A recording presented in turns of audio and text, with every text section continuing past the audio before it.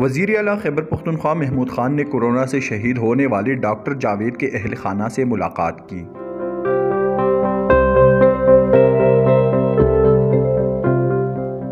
मुलाकात में डॉक्टर जावेद के अहल खाना को शहीद पैकेज के तहत 70 लाख रुपए का चेक दे दिया गया।